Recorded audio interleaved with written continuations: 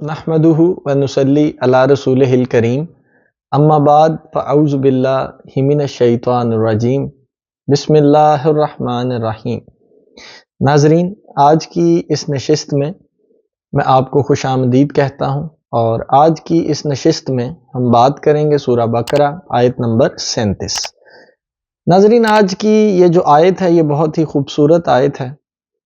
اس کا ترجمہ میں پہلے آپ کے سامنے بیان کرتا ہوں۔ پھر آدم علیہ السلام نے اپنے رب سے عاجزی اور معافی کے چند کلمات سیکھ لیے، اور پھر اللہ نے ان کی توبہ کو قبول فرمایا، اور بے شک وہ بہت توبہ قبول کرنے والا مہربان ہے۔ ناظرین، اس کا ظاہری مفہوم تو سیدھا کہ حضرت آدم علیہ السلام کو اللہ نے کچھ کلمات سکھائے، اور جب حضرت آدم علیہ السلام نے وہ کلمات رب کی بارگاہ میں ادا کیے تو اللہ سبحانہ و تعالیٰ نے آدم علیہ السلام کو معاف فرما دیا۔ جب اس آیت مبارکہ کو میں پڑھوں گا تو ناظرین، آج کا آدم میں ہوں۔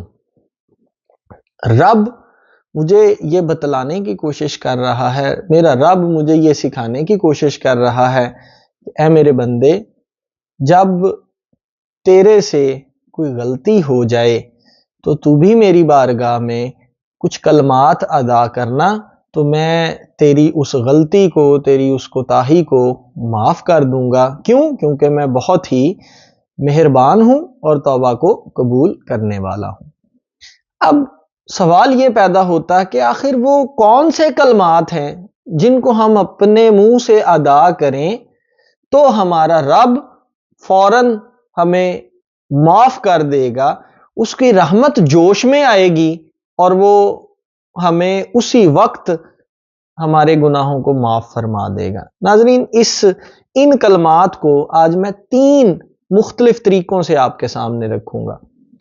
آپ کو جس زاویے سے یہ بات سمجھ آئے، آپ اس زاویے سے اس بات کو اپنے اندر بٹھا لیجئے گا تو آپ کے لیے چیزیں بہت زیادہ آسان ہو جائیں گی۔ سب سے پہلے میں قرآن کا سہارا لیتا ہوں۔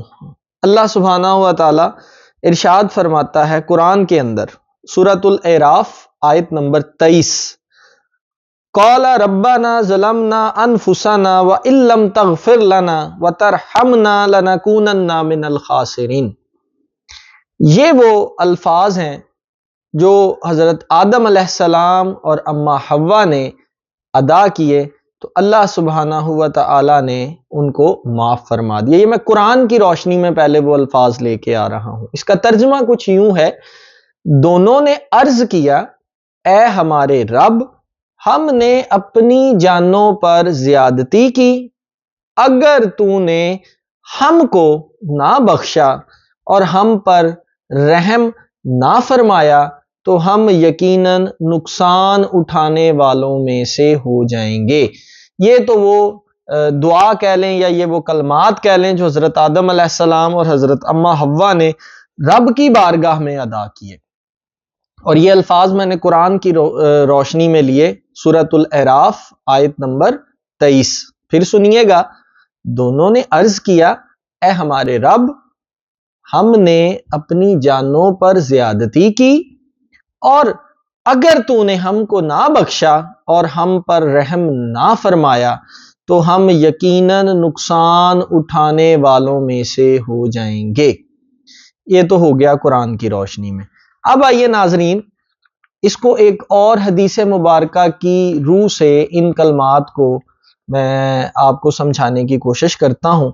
ناظرین، ایک دن ہم اپنے بابا جی حضور کی بارگاہ میں بیٹھے تھے، اور اسی آیت مبارکہ کے حوالے سے جو ہے وہ بات ہوئی، تذکرہ ہوا، تو میں نے اپنے بابا جی سے سوال کیا کہ بابا جی، اس پر روشنی ڈالیں کہ آخر وہ کون سے کلمات ہیں کہ جن کو حضرت آدم نے فوراً ادا کیا تو آدم علیہ السلام کو اس کے رب نے اسی وقت معاف کر دیا۔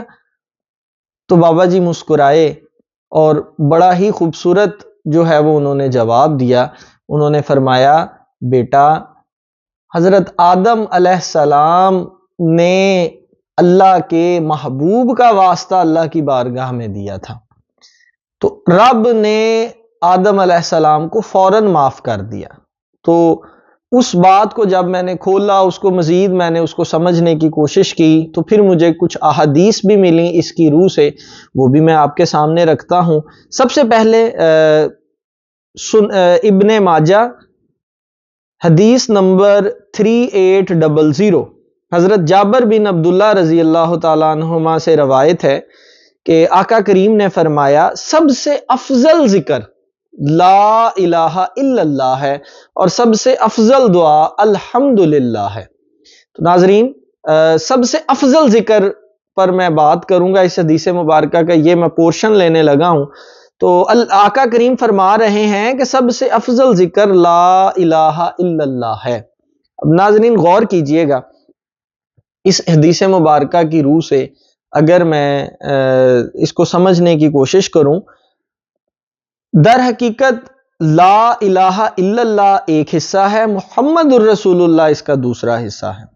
اور یہ جو کلمہ طیبہ ہے، اس کی حقیقت بنیادی طور پر ہے کیا؟ اس کی حقیقت یہ ہے کہ جب اللہ سبحانہ و تعالیٰ نے اپنے نور سے آقا کریم کے نور کو جدا کیا، تو آقا کریم کے نور نے جو الفاظ ادا کیے وہ تھے لا الہ الا اللہ، جس کا مفہوم ہے نہیں کوئی شے تیرے سوا۔ بدلے میں اللہ سبحانہ و تعالیٰ کے نور نے نور محمدی کے لیے جن الفاظ کا چناؤ کیا وہ تھے محمد الرسول اللہ، کہ آپ کا نام میں نے آج سے محمد رکھا، اور آپ آج سے کون ہیں؟ آپ اللہ کے رسول ہیں۔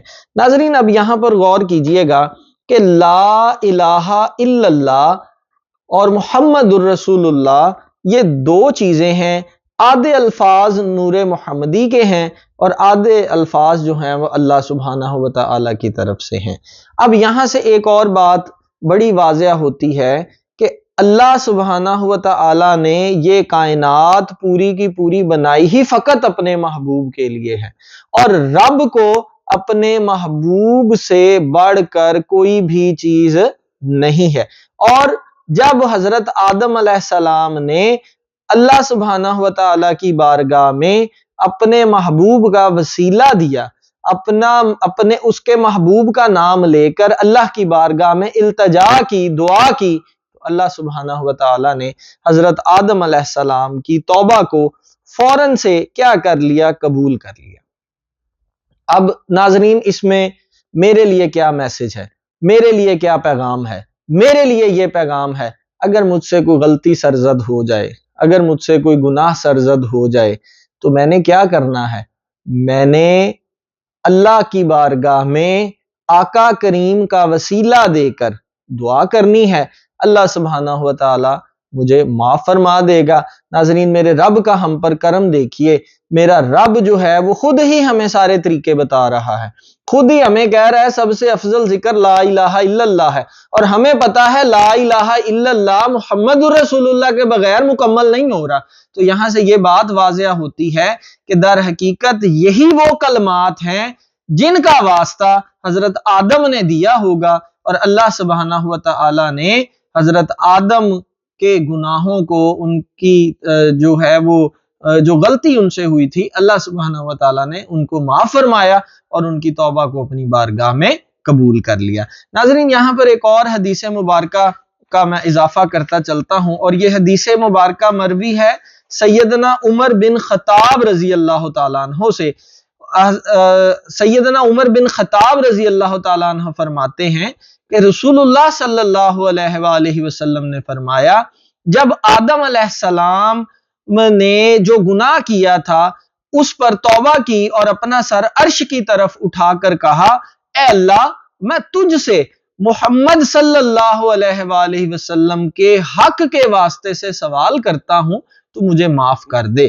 تو اللہ تعالیٰ نے ان کی طرف وحی کی کہ محمد صلی اللہ علیہ وآلہ وسلم کون ہیں؟ اے آدم تجھے ان کے بارے میں کیسے پتا؟ نو ڈاؤٹ اللہ سبحانہ و تعالیٰ ہر چیز پر قادر ہے، اللہ سبحانہ و تعالیٰ کو ہر بات کا علم ہے، لیکن یہ ایک طرز کلام، بات کرنے کا طریقہ اللہ سبحانہ و تعالیٰ نے فرمایا اے آدم تجھے محمد صلی اللہ علیہ وآلہ وسلم کے بارے میں کیسے پتا؟ تو حضرت آدم نے فرمایا تیرا نام بابرکت ہے، جب تو نے مجھے پیدا کیا تو میں نے اپنا سر عرش کی طرف اٹھایا تو وہاں پر اچانک میں نے لکھا ہوا دیکھا۔ کیا لکھا ہوا دیکھا؟ لا الہ الا اللہ محمد الرسول اللہ۔ تو میں نے وہاں سے جان لیا کہ جس کے نام کو تو نے اپنے نام کے ساتھ رکھا ہے اس نام کو اتنی زیادہ عزت اور قدر و منزلت عطا کی ہے تو وہ کوئی عام شخصیت تو ہو نہیں سکتی، وہ یقیناً کیا ہوگا؟ تمہارا محبوب ہوگا۔ تو اللہ تعالیٰ نے ان کی طرف وحی کی اے آدم تیری اولاد سے وہ آخری نبی ہیں۔ تو یہ بشارت اللہ سبحانہ و تعالیٰ نے حضرت آدم کو تب دی تھی جب اللہ سبحانہ و تعالیٰ نے آقا کریم کا واسطہ دے کر معافی دی۔ تو اللہ سبحانہ و تعالیٰ نے فرمایا اے آدم یہ جو نبی ہے، یہ جو میرا محبوب ہے، یہ تیری امت میں سے ہوگا اور ان کی امت تیری اولاد سے تمام امتوں سے آخر میں ہوگی۔ اور اے آدم آج تجھے میں ایک اور بات بتاؤں، اگر میں محمد صلی اللہ علیہ وآلہ وسلم کو پیدا نہ کرتا تو میں اس کائنات کی اور کسی بھی چیز کو نہ بناتا۔ تو ناظرین اس آیت مبارکہ میں جو سب سے اہم چیز کیا تھی وہ یہ تھی کہ آخر وہ کون سے کلمات ہیں جن کو حضرت آدم نے ادا کیا۔ تو اللہ سبحانہ و تعالیٰ نے ان کی جو غلطی تھی اس کو معاف کر دیا، اللہ سبحانہ و تعالیٰ نے حضرت آدم کی توبہ کو قبول کر لیا۔ تو ناظرین مختصراً وہ کلمات کیا تھے؟ حضرت آدم نے رب کی بارگاہ میں آقا کریم کا واسطہ دیا تھا اور وہ کلمات تھے لا الہ الا اللہ محمد الرسول اللہ، نہیں کوئی شے تیرے سوا، اور جس کا نام تو نے اپنے نام کے ساتھ جوڑا ہے یقیناً وہ بڑی ہی قدر و منزلت والا ہے، بہت ہی جو ہے وہ عظمتوں والا ہے۔ اے میرے رب مجھے اس عظمتوں والی شخصیت کے صدقے سے معاف فرما۔ ناظرین اگر آپ سے اور میرے سے کوئی بھی گناہ ہو جائے، کوئی بھی غلطی ہو جائے تو رب کی بارگاہ میں اس کے محبوب کا وسیلہ دے کر معافی طلب کیجئے گا، آپ کا رب آپ کو فوراً معاف فرما دے گا۔ اللہ سبحانہ و تعالیٰ پہ قربان جاؤں، وہ ہم سے کتنا پیار کرتا ہے، ہم پر کتنا مہربان ہے، ہمیں خود سارے طریقے قرآن میں بتا رہا ہے، مگر افسوس ہمارے پاس وقت ہی نہیں قرآن کو پڑھنے کا، قرآن کو سمجھنے کا۔ دعا کرتا ہوں اللہ سبحانہ و تعالیٰ ہمیں ان تمام باتوں کو سمجھنے اور ان پر صحیح معنوں میں عمل کرنے کی توفیق عطا فرمائے، آمین۔